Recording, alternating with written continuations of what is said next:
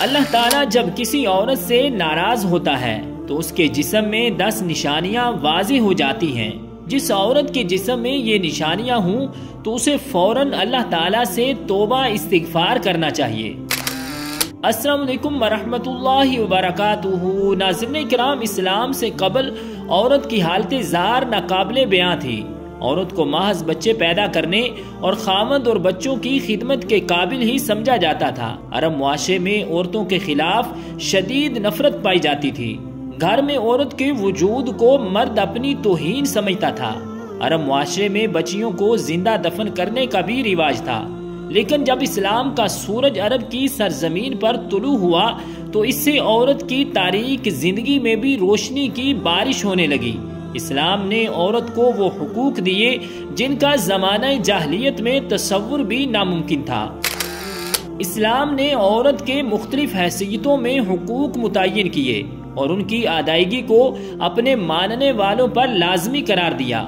ماں کی حیثیت سے اسلام نے جنت کو ماں کے قدموں میں رکھ دیا اور اولاد کو تاکید کی کہ ماں باپ کے سامنے اف تک نہ کہا جائے۔ خاوند پر یہ لازمی قرار دیا کہ وہ اپنی بیوی کے آرام و آسائش کا مکمل خیال رکھے اور اسے گھر کی 4 دیواری کے اندر تمام ضروریات زندگی کا سامان مہیا کرے۔ اس کے علاوہ اسلام نے بہن، بیٹی، خالہ، دادی، نانی کی حیثیت سے بھی عورت کو حقوق سے نوازا۔ اسلام نے عورت کو حق وراثت عطا فرمایا تاکہ عورت معاشی ضروریات کی تکمیل کے لیے کسی کی دستے نگر نہ ہو۔ اسماعیل بن مسلم نے حضرت امام جعفر صادق علیہ السلام سے، انہوں نے اپنے پدر بزرگوار علیہ السلام سے اور انہوں نے اپنے آبائے کرام علیہ السلام سے روایت کی ہے کہ رسول اللہ صلی اللہ علیہ وآلہ وسلم نے ارشاد فرمایا کہ میری امت میں سب سے افضل وہ عورت ہے جس کا چہرہ سب سے پیارا اور خوبصورت اور اس کا مہر سب سے کم ہوگا۔ اسلام نے عورت کو اعلیٰ مقام دیا ہے۔ اسلام کی نظر میں انسانی لحاظ سے مرد اور عورت دونوں برابر ہیں، لہٰذا مرد کے لیے اس کی مردانگی قابل فخر نہیں ہے اور نہ عورت کے لیے اس کی نسوانیت باعث شرم کی بات ہے۔ ہر فرد کی زندگی میں عورت کسی نہ کسی صورت میں ایک مؤثر کردار ادا کرتی ہے۔ ایک متوازن اور ترقی یافتہ معاشرے کی بنیاد رکھنے میں عورت کی بہت بڑی اہمیت ہے۔ قرآن مجید اور سنت رسول میں عورت کے مقام کے بارے میں کئی ایک آیات موجود ہیں۔ عورت خواہ ماں، بہن، بیوی یا بیٹی ہو، اسلام نے ان میں سے ہر ایک کے حقوق و فرائض کو تفصیل کے ساتھ بیان کیا ہے۔ کسی بھی انسان کے لیے ماں ہی زندگی کا مصدر ہوتی ہے، وہی دنیا میں اس کی آمد اور بقا کا سبب بھی ہے۔ اسی لیے اس کا شکر ادا کرنا، اس کے ساتھ نیکی سے پیش آنا اور خدمت کرنا عورت کے اہم ترین حقوق میں سے ہے۔ حسن سلوک اور اچھے اخلاق سے پیش آنے کے سلسلے میں ماں کا حق باپ سے زیادہ ہے، کیونکہ بچے کی پیدائش اور تربیت کے سلسلے میں ماں کو زیادہ تکلیف کا سامنا کرنا پڑتا ہے، اور اسلام نے ان تمام تکالیف کو سامنے رکھتے ہوئے ماں کو زیادہ حسن سلوک کا مستحق قرار دیا ہے، جو اسلام کا عورت پر بہت بڑا احسان ہے۔ خواتین کے لیے بہترین بشارت ہے۔ ایک مرتبہ نبی کریم صلی اللہ علیہ وآلہ وسلم کی خدمت میں ایک خاتون آئی اور آ کر عرض کرنے لگی، اے اللہ کے نبی صلی اللہ علیہ وآلہ وسلم، مرد تو نیکیوں میں ہم سے بہت آگے بڑھ گئے۔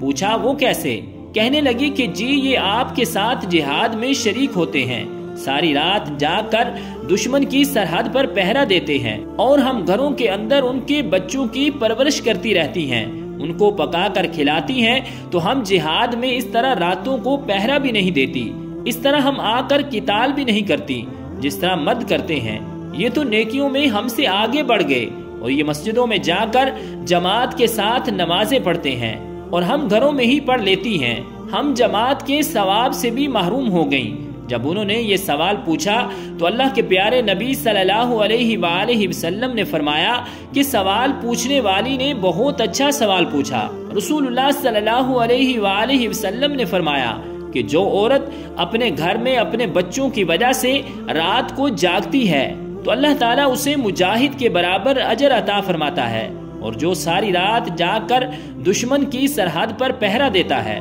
گویا گھر کے نرم بستر پر عورت کے بیٹھنے کو اللہ تعالیٰ نے جہاد کا ثواب عطا فرمایا۔ رسول اللہ صلی اللہ علیہ وآلہ وسلم نے فرمایا کہ جو عورت اپنے گھر میں نماز پڑھ لیتی ہے تو اللہ تعالیٰ اس مرد کے برابر اجر عطا فرماتا ہے جو مرد مسجد میں جا کر جماعت کے ساتھ تکبیر اولیٰ کے ساتھ نماز پڑھتا ہے۔ تو عورت کے ساتھ اللہ تعالیٰ نے بہت نرمی کا معاملہ فرمایا۔ شریعت کا یہ حکم ہے کہ اگر بیٹی پیدا ہوتی ہے تو گو اللہ تعالیٰ نے رحمت کا دروازہ کھول دیا، تو باپ کے لیے یہ رحمت بن گئی کہ ان کا باپ جنت میں اللہ کے پیارے نبی کریم صلی اللہ علیہ وآلہ وسلم کے اتنا قریب ہوگا جیسے ہاتھ کی دو انگلیاں ایک دوسرے کے قریب ہوتی ہیں۔ یہ حدیث پاک کا ایک مفہوم ہے۔ حدیث پاک کا مفہوم ہے کہ جب کوئی عورت کنواری مر جاتی ہے، اس کی شادی نہیں ہوتی، تو جب یہ قیامت کے دن کھڑی کی جائے گی تو اللہ تعالیٰ اس کو شہداء کی قطار میں کھڑا فرمائے گا،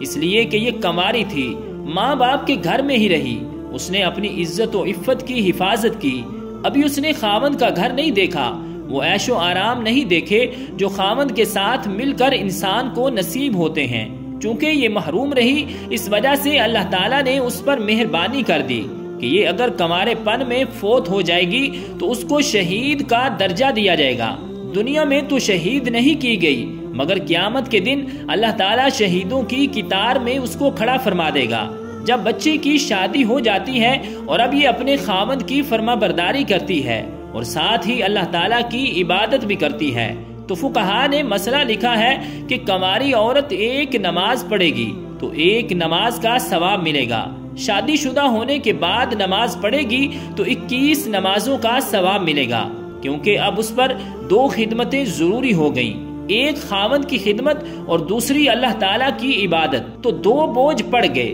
جب خاوند کی خدمت کرتے ہوئے اللہ کی عبادت کرے گی تو اللہ تعالیٰ اس کے اجر و ثواب کو بڑھا دیتا ہے۔ نماز ایک پڑھی لیکن 21 نمازوں کا ثواب پا گئی۔ اللہ تعالیٰ نے یوں اس کے ساتھ نرمی اور مہربانی فرما دی۔ ازدواجی زندگی میں اللہ تعالیٰ نے قرآن پاک میں مردوں کو سفارش کی ہے کہ عورت کے بارے میں فرمایا تم نے ان عورتوں کے ساتھ اچھے طریقے سے زندگی گزارنی ہے۔ آج کسی کی سفارش اس کی بہن کرتی ہے، کسی کی سفارش اس کی ماں کرتی ہے، کسی کی سفارش اس کی خالہ کرتی ہے، کسی کی سفارش اس کی پھوپھی کرتی ہے، عزیز و اقارب کرتے ہیں، لیکن عورتوں کی سفارش اللہ رب العزت نے خود قرآن پاک میں فرمایا کہ اے مردو تم نے عورتوں کے ساتھ اچھے اخلاق اور اچھے انداز کے ساتھ زندگی بسر کرنی ہے۔ عورت اپنے خاوند کے ساتھ اچھے انداز میں زندگی بسر کر رہی ہے، اس کے بعد اس عورت کو امید لگ گئی، یعنی یہ حاملہ ہو گئی، تو حدیث پاک کا مفہوم ہے کہ جس لمحے اس کو حمل ہوا اس لمحے اللہ تعالیٰ اس عورت کے پچھلے گناہوں کو معاف فرما دیتا ہے، اسی لیے کہ کچھ عرصہ یہ بالکل بیماری کی حالت میں گزارے گی۔ بچے کی پیدائش کا جو 9 مہینے کا وقت ہے یہ پورا حمل کا زمانہ ہے، یہ عورت کے لیے بیماری ہی کا زمانہ ہوا کرتا ہے، تو اللہ تعالیٰ نے یہ مہربانی فرما دی کہ جیسے ہی اس کے سر پر یہ بوجھ پڑا اسی لمحے اللہ نے اس کی زندگی کے پچھلے گناہوں کو معاف فرما دیا۔ عورت اب اپنے بچے کو پیٹ میں لیے ہوئے پھر رہی ہے اور گھر کا کام کاج بھی کر رہی ہے، اور تھکن کی وجہ سے اس کی زبان سے کراہنے کی آواز نکلتی ہے، تو حدیث پاک میں آتا ہے کہ اس کی زبان سے تو ہوں ہوں کی آواز نکلے گی، لیکن اللہ پاک فرشتوں کو فرما دیتا ہے کہ میری یہ بندی ایک بڑا بوجھ اپنے سر پر اٹھائے ہوئے ہے اور اس بوجھ سے وہ عہدہ برآ ہو رہی ہے، اس لیے تکلیف سے اس کی زبان سے ہوں کی آواز نکل رہی ہے، اس کی بجائے سبحان اللہ، الحمدللہ، اللہ اکبر کہنے کا ثواب اس کے نامہ اعمال میں لکھا جائے۔ زبان سے تو ہوں نکلے گی مگر نامہ اعمال میں سبحان اللہ، الحمدللہ، اللہ اکبر کہنے کا اجر ملے گا۔ جب بچے کی پیدائش کا وقت قریب ہوا تو درد محسوس ہو رہی، وہ دردیں ایسی ہوتی ہیں کہ لگیں پھر ٹھہر گئیں، پھر لگیں پھر ٹھہر گئیں۔ حدیث پاک میں آتا ہے کہ ہر دفعہ عورت کو درد محسوس ہوتی ہے اللہ تعالیٰ اس کو 1 عربی نسل غلام آزاد کرنے کا ثواب عطا فرما دیتا ہے۔ ہر درد پر 1 عربی نسل کا غلام آزاد کرنے کا ثواب اس کے نامہ اعمال میں لکھا جاتا ہے، جبکہ دوسری حدیث میں ہے کہ جس نے کسی ایک غلام کو آزاد کیا اللہ تعالیٰ اس کو جہنم سے بری فرما دیتا ہے۔ اب دیکھیے کہ عورت کے ساتھ نرمی کا معاملہ کیا گیا کہ ہر درد اٹھنے پر 1 عربی نسل غلام آزاد کرنے کا ثواب لکھا گیا۔ اگر بچے کی پیدائش کے دوران یہ عورت فوت ہو گئی تو حدیث پاک میں آتا ہے کہ یہ عورت شہید مری، قیامت کے دن اس کو شہیدوں کی قطار میں کھڑا کیا جائے گا۔ اور اگر بچہ صحیح پیدا ہوا تو زچہ بچہ خیریت سے ہے۔ تو اب حدیث پاک کا مفہوم ہے کہ اللہ تعالیٰ ایک فرشتے کو حکم فرماتا ہے جو اس عورت کو آ کر کہتا ہے کہ اے ماں، اب تو فارغ ہو چکی، تجھے گناہوں سے پاک کر دیا گیا، جیسے تو اس دن پاک تھی جب تو اپنی ماں کے پیٹ سے پیدا ہوئی تھی۔ ناظرین کرام، آپ نے دیکھا کہ اگر اس نے اپنے بچے کی خاطر یہ تکلیف اٹھائی، وضع حمل کی، تو اللہ تعالیٰ نے اس کو کتنا بڑا اجر عطا فرما دیا کہ اس کے پچھلے گناہوں کو اس طرح دھو دیا کہ جس طرح وہ اپنے ماں کے پیٹ سے پیدا ہوئی تھی۔ ناظرین کرام، جب ماں اپنے بچے کی اچھی طرح تربیت کرتی ہے، اس کو اللہ اللہ کا لفظ سکھاتی ہے، تو حدیث پاک کا مفہوم ہے کہ جو بچہ اپنی زندگی میں سب سے پہلے اپنی زبان سے اللہ کا لفظ نکالتا ہے تو اللہ تعالیٰ ماں باپ کے پچھلے گناہوں کو معاف فرما دیتا ہے۔ عورت یعنی ماں نے بچے کو قرآن پڑھنے کے لیے بھیجا، حتیٰ کہ وہ بچہ قرآن پاک ناظرہ پڑھ گیا، تو جس لمحے وہ ناظرہ قرآن پاک مکمل کرے گا، اللہ تعالیٰ اس کے ماں باپ کے گناہوں کو معاف فرما دے گا۔ اگر بیٹے یا بیٹی کو قرآن پاک حفظ کرنے کے لیے بھیجا اور وہ حافظ بن گیا، جب وہ بیٹا یا بیٹی حافظ بن گئی تو حدیث پاک کا مفہوم ہے کہ اللہ تعالیٰ قیامت کے دن اس کے ماں باپ کو نور کا ایسا تاج پہنائے گا کہ جس کی روشنی سورج کی روشنی سے بھی زیادہ ہوگی، بلکہ سورج کسی کے گھر میں آ جائے تو اس کے گھر میں اتنی روشنی نہیں ہوگی جتنا اس نور کے بنے ہوئے تاج سے روشنی ہوگی۔ لوگ حیران ہوں گے اور پوچھیں گے کہ یہ کون ہے؟ ان سے کہا جائے گا یہ تو انبیاء بھی نہیں، شہداء بھی نہیں، بلکہ یہ وہ خوش نصیب والدین ہیں جنہوں نے اپنے بیٹے یا بیٹی کو قرآن پاک حفظ کرایا تھا۔ آج اللہ تعالیٰ نے نور کے بنے ہوئے تاج ان کے سروں پر رکھ دیے، تو دیکھا قدم قدم پر اجر و ثواب مل رہا ہے۔ یہ عورت اپنے گھر کے کام کاج کرتی ہے تو کام کاج کرنے پر بھی اجر و ثواب دیا جاتا ہے۔ مثلا کون سی عورت ہے جو گھر کے اندر صفائی کا کام نہیں کرتی، گھر کے اندر اپنے کپڑے نہیں دھوتی، یہ گھر کے اندر کھانا نہیں پکاتی؟ ناظرین کرام، یہ کام تو عورتیں گھر میں کرتی ہیں، اس پر بھی عورت کو اجر و ثواب عطا کیا جاتا ہے۔ ایک حدیث پاک کا مفہوم ہے، فرمایا گیا کہ جو عورت اپنے خاوند کے گھر میں کوئی بے ترتیب پڑی ہوئی چیز اٹھا کر ترتیب کے ساتھ رکھ دیتی ہے تو اللہ تعالیٰ ایک نیکی عطا فرما دیتا ہے، ایک گناہ مٹا دیتا ہے اور جنت میں ایک درجہ بلند فرما دیتا ہے۔ اب عورتیں روزانہ کتنی چیزوں کو گھر میں ترتیب سے رکھتی ہیں، کچن کی چیزوں کو ہی لے لیں تو میرا خیال ہے کہ کم و بیش 50 چیزوں کو ترتیب سے رکھتی ہوں گی۔ وہ کون سی بیٹی ہوگی جس کی شادی ہو اور وہ واپس اپنے ماں باپ کو ملنے کے لیے نہ آئے؟ سبھی بیٹیاں آتی ہیں، سبھی بچیاں آتی ہیں، مگر نیت کیا ہوتی ہے؟ جی بس میں امی سے ملنے جا رہی ہوں۔ یہ نیت نہیں ہوتی کہ میرے اس عمل سے بھی اللہ تعالیٰ راضی ہوگا۔ حدیث پاک میں آتا ہے کہ جس کا مفہوم یہ ہے کہ جس بچی کی شادی ہو جائے اور وہ اپنے ماں باپ کی زیارت کی نیت کر لے کہ میں اپنے ماں باپ سے ملنے جا رہی ہوں اور شوہر سے اجازت لے کر جائے، اور دل میں یہ ہو کہ اس عمل سے اللہ راضی ہوگا، تو اللہ تعالیٰ ہر قدم پر اس کو 100 نیکیاں عطا فرما دیتا ہے، 100 گناہ معاف فرما دیتا ہے اور جنت میں 100 درجے بلند فرما دیتا ہے۔ ناظرین کرام، اب بتائیے ایک عورت، ایک بیٹی جو اپنے ماں باپ کی زیارت کے لیے اس نیت سے آ رہی ہے کہ اس عمل سے اللہ راضی ہوگا، تو حدیث پاک کا مفہوم ہے کہ ہر قدم اٹھانے پر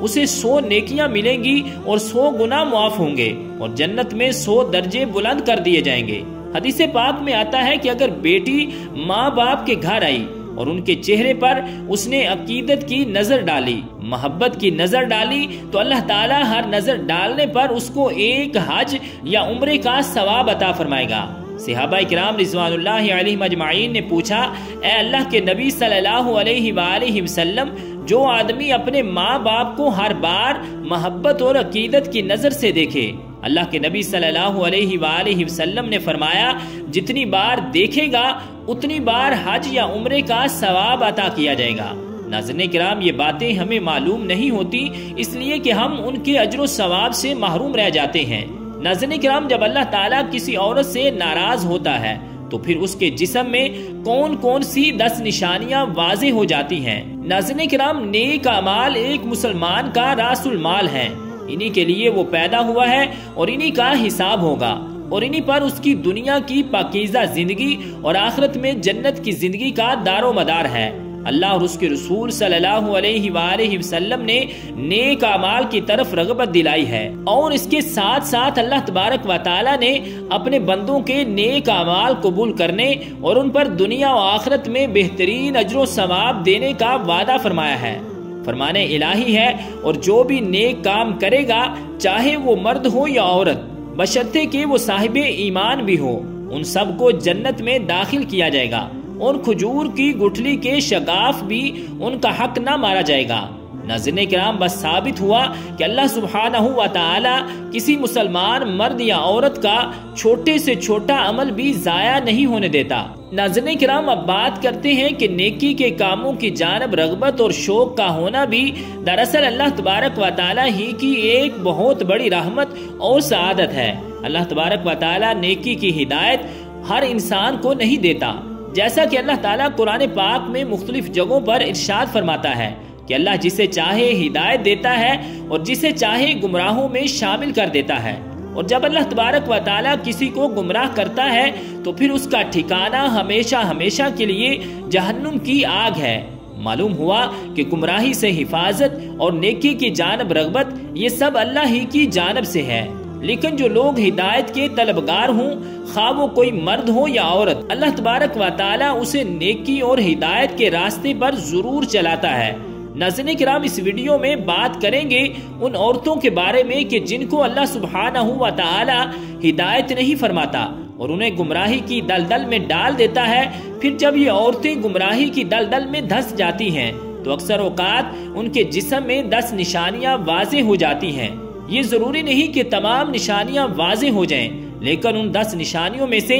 اگر کسی عورت کے اندر کوئی ایک نشانی بھی ظاہر ہو جائے تو یہ بات سمجھ لیں کہ یہ عورت اللہ تعالیٰ کی ناراضگی کی موجب ہے، اور اللہ تعالیٰ اس عورت سے ناراض ہے، اور اسی ناراضگی کے سبب اللہ تعالیٰ نے اس عورت کو ہدایت کے راستے پر چلنے کی توفیق نہیں عطا کی۔ لہٰذا جب بھی کسی عورت میں ان 10 میں سے کوئی ایک بھی نشانی دیکھیں تو اسے یہ بات ضرور سمجھائیں کہ تمہاری فلاں عادت اللہ کی ناراضگی کا سبب ہے، تاکہ وہ جس قدر جلد ممکن ہو سکے اللہ سے توبہ استغفار کر کے اپنی سعادت سے چھٹکارا پا سکے۔ ناظرین کرام، حضرت علی شیر خدا رضی اللہ تعالیٰ عنہ سے کسی نے پوچھا کہ یا علی بتائیے کہ کیسے پتہ چلے کہ اللہ تبارک و تعالیٰ کس عورت سے ناراض ہے اور کس عورت سے راضی ہے، یعنی عورت کو یہ بات کیسے معلوم ہو سکتی ہے کہ اللہ تعالیٰ اس کے ساتھ ناراض ہے یا راضی ہے؟ عورت کے اندر ایسی کون سی نشانیاں ہو سکتی ہیں کہ جن سے اس بات کا پتہ چل سکے کہ اللہ تعالیٰ اس عورت سے ناراض ہے؟ حضرت علی رضی اللہ تعالیٰ عنہ نے فرمایا، اے شخص، جب اللہ تعالیٰ کسی عورت سے ناراض ہوتا ہے تو سب سے پہلے تو اس عورت سے اپنی عبادت کی توفیق اور عبادات میں لذت و سرور چھین لیتا ہے۔ پھر اس کے اندر 10 نشانیاں ایسی ظاہر ہوتی ہیں جو اللہ کی ناراضگی کا سبب بنتی ہیں۔ حضرت علی رضی اللہ تعالیٰ عنہ نے ارشاد فرمایا، اے شخص، جس عورت میں اس قسم کی نشانیاں ہوتی ہیں وہ اس دنیا کے اندر سب سے بد نصیب اور بری عورت ہے، اور ایسی عورت کو اللہ تعالیٰ پسند نہیں فرماتا۔ ناظرین کرام، حضرت علی رضی اللہ تعالیٰ عنہ نے فرمایا کہ ایسی عورت جو اپنے بالوں کو کھلا رکھتی ہے، یعنی ایسی عورت جو اپنے بالوں کو ڈھک کر نہیں رکھتی اور غیر مردوں کو دکھاتی ہے، تو ایسی عورت کو اللہ تعالیٰ پسند نہیں فرماتا۔ نمبر 2، ایسی عورت جو اپنے آپ کو سب سے زیادہ عقل مند سمجھتی ہے، یعنی کسی بڑے اور بزرگ کی بات کو اہمیت نہیں دیتی، بلکہ ہمیشہ وہی کچھ کرتی ہے جو اس کی اپنی مرضی ہوتی ہے۔ نمبر 3، ایسی عورت جو زیادہ بولتی ہے، یا یوں کہہ لیں کہ جب بولنا شروع کرتی ہے تو پھر دوسروں کو بولنے کا موقع ہی نہیں دیتی، تو ایسی عورت سے بھی اللہ تعالیٰ نفرت کا اظہار فرماتا ہے، اور یقیناً اس کی یہ عادت ایک بری عادت ہے۔ نمبر 4، ایسی عورت جو ہر وقت اپنے کمرے میں لیٹی رہے اور سوئی رہے، اور جو زیادہ سوتی ہے، یعنی جس پر ہر وقت نیند کا غلبہ چھایا رہتا ہے، تو ایسی عورت بھی اللہ تعالیٰ کو پسند نہیں ہے۔ نمبر 5، ایسی عورت جو چیخ چیخ کر بولتی ہے، یعنی ایسی عورت جو اپنے شوہر سے اونچی آواز میں بولتی ہے تو ایسی عورت بھی اللہ تعالیٰ کو پسند نہیں ہے۔ ناظرین کرام، چھٹی نشانی کافی خطرناک ہے اور اللہ کی ناپسندیدہ عورتوں کی اس نشانی کے سبب آج پورا اسلامی معاشرہ زوال اور تنزلی کا شکار ہو چکا ہے۔ جہنمی عورتوں کی اس نشانی کے سبب لوگوں کے گھر اجڑ جاتے ہیں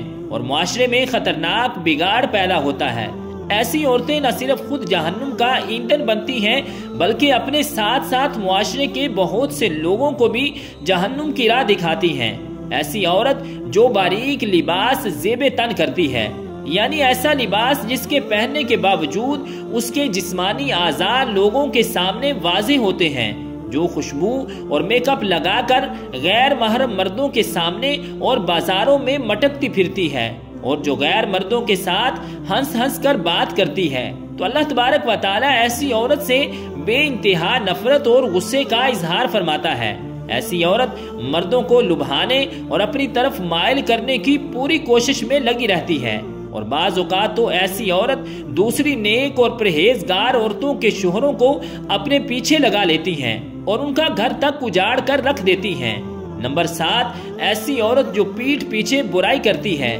یعنی جو اپنے خاندان والوں یا اپنے شوہر کی غیر موجودگی میں دوسری عورتوں کے ساتھ یا مردوں کے ساتھ ان کی برائی کرتی ہے، تو ایسی عورت کو بھی اللہ تعالیٰ پسند نہیں فرماتا۔ نمبر 8، بے پردہ رہنے والی عورت کو بھی اللہ تعالیٰ پسند نہیں فرماتا۔ بعض عورتیں یہ سمجھتی ہیں کہ ان کی بے پردگی کا مقصد کسی دوسرے غیر محرم مرد کو اپنی جانب مائل کرنا نہیں ہے اور بس وہ اسے ایک شوق سمجھ کر اس عادت میں ملوث ہوتی ہیں۔ لیکن یاد رکھیے کہ خواہ بے پردگی کا مقصد دوسرے مردوں کو اپنی جانب کرنا ہو یا نہ ہو، لیکن ہر طرح کی بے پردگی دراصل بے حیائی میں شمار ہوتی ہے اور اللہ تبارک و تعالیٰ نے مسلمان عورتوں کے لیے پردہ لازم کیا ہے۔ نمبر 9، ایسی عورت جو بات بات پر جھوٹ بولتی ہے، دوسروں میں فتنہ فساد کرواتی ہے، دوسروں میں لڑائی کروانے کی خاطر غلط بیانی سے کام لیتی ہو، تو ایسی عورت کو بھی اللہ پسند نہیں فرماتا۔ نمبر 10، ایسی عورت